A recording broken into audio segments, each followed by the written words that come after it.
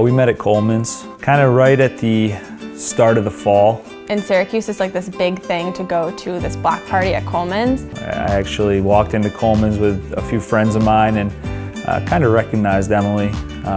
Didn't know her name or really know who she was, but I had seen her before.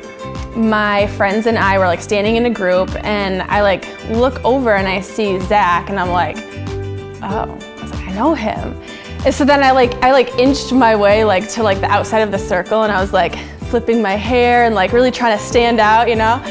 And I'm like, he's definitely gonna come over, right? He's gonna come over and talk to me, and he never did. We walked past where her and some of her friends were standing a couple of different times. And I was like flipping my hair, I was like really working it hard, and you know, and so he didn't come over, and I'm like, oh man, like I'm gonna have to be the one to like make the move, right? I think the second or third time we walked by, she kind of grabbed my arm and introduced herself and she actually asked if I was from home. And he was like, and I was like, I'm Emily. And then I was like, what's your name? Like, it was just like a mess. Like, I don't think I've ever tried to pick up a guy like that, and then like I pick him up and that's how I do it.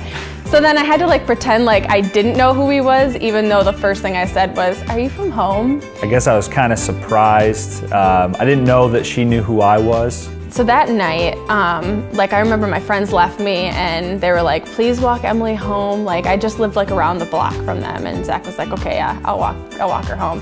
So I remember like we were walking home and he like just kissed me randomly. And I was like so caught off guard, but I was like really happy. And I remember like calling my mom the next day and was like, Mom, I kissed this guy from home. And she was like, what? Like I never told my mom those things. So I was just like so excited about this. So then like we exchanged numbers, and he was a gentleman, walked me home and whatever. And then I was trying to play hard to get, you know, I was like, I'm not texting him. And he texted me like 5 minutes after he left my house that night. And we just like literally just texted and talked forever.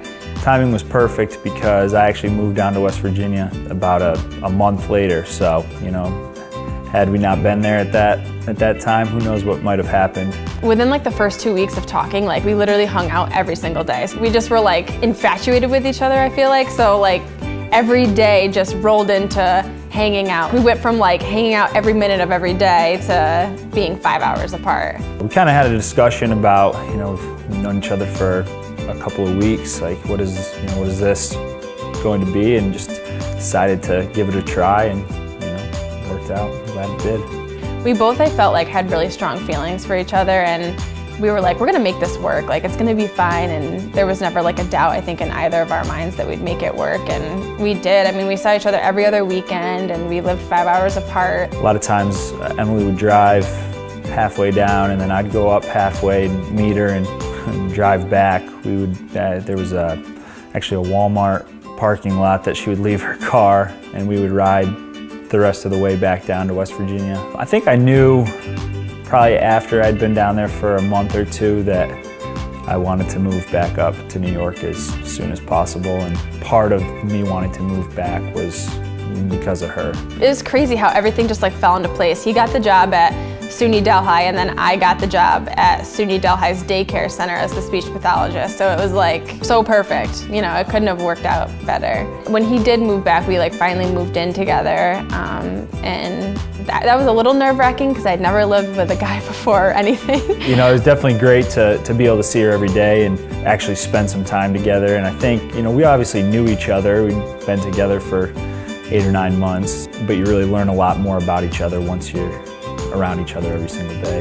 There's like not that many things that I don't love about Zack. Like I really, when you move in with someone, they're like, you're gonna find all these things that you might not like about a person. Like they leave their toothbrush next to the toilet, or I don't know, something weird. She'd say she's the man in the relationship, that she does all the work, she does all the cooking, she shovels the snow, which that's not true. You know, she'll shovel for 10 minutes, I'll go out there for 2 hours, and she'll say that she's the one that shoveled, but she'll say that I do all the laundry though, that's accurate. He would say that I'm really annoying. I work with kids and I don't have like a lot of adult interaction during the day, so I'll come home and like sing or like do something crazy, and he's like, you're so annoying right now. But but he laughs, so he can't like hate it that much. She's really bossy. Certain things around the house that if I don't do them, she's gonna let me know about it, that's for sure. Really the only thing that I can complain about is that he tends to pass a lot of gas. And he knows that and his family knows that, so if anyone's listening, they're not gonna be surprised by that. But other than that, I really have no complaints about being a companion and sharing a home with him. I mean, he's a pretty cool guy. And I think one of the things that was really important to me in deciding who I wanted to spend the rest of my life with was somebody who was gonna be really supportive of the career that I've chosen. It's not easy all the time, and you know, I've heard coaches that I've worked under in the past or played for in the past say it's not easy to be a coach's wife. And I think Emily is great because she really understands some of the sacrifices that go into being a coach's wife. Her support has been really important for me. I just love being around her. She's my best friend for sure. Sometimes I think our personalities, we butt heads on certain things, but I think more than anything, you know, we just try to bring the best out of each other. And it's so cliche when people say, you know, and you know, and it's like so true because like when I met him, it was like, oh yeah, this is supposed to happen. Like, yeah, this feels right.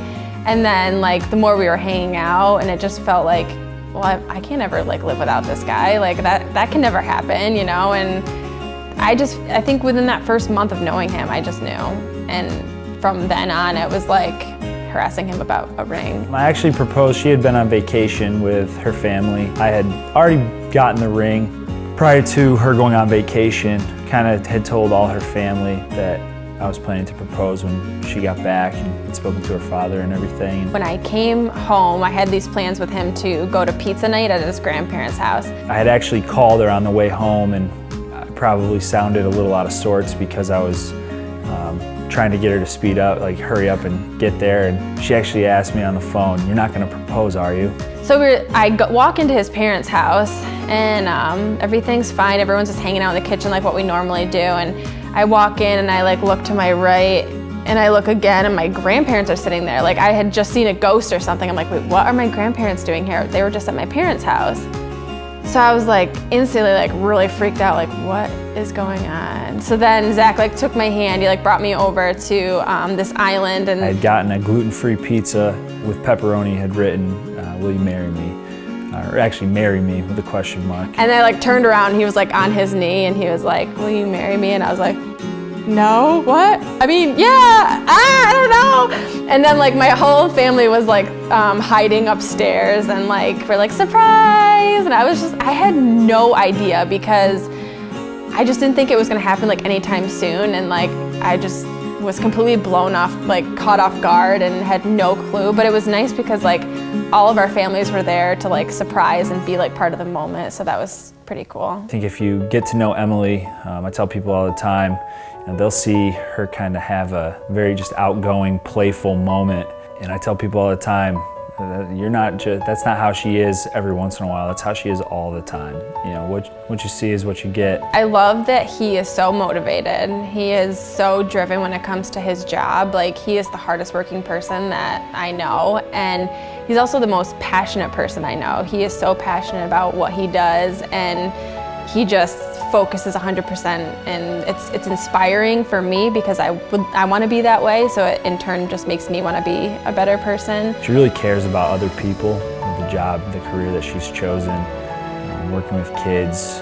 You know, she really puts other people ahead of herself. She always wants to please other people. He makes me laugh all the time, so he has like a great sense of humor.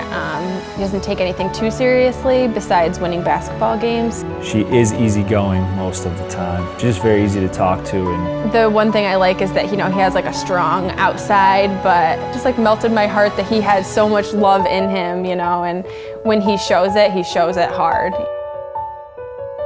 I love you, Emily. Can't wait to spend the rest of my life with you. You mean the world to me, and I couldn't imagine being with anybody other than you. I know you're gonna make an amazing wife and an amazing mother, and I just can't wait to see what the rest of our lives have to offer.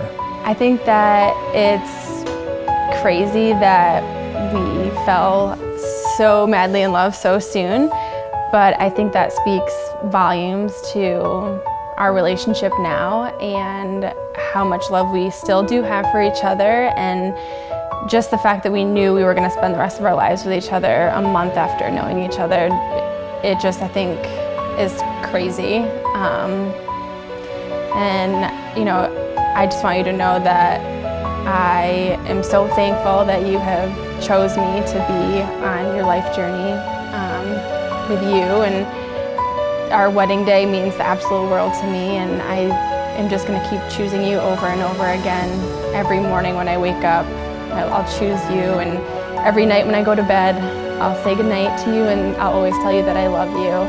And I'm just so extremely grateful and blessed that you're going to be my partner for life. And I'm so happy that all of our friends and family could be here at our wedding to witness the love that we have for each other. And I just want you to know that I am absolutely in love with you, and I can't wait.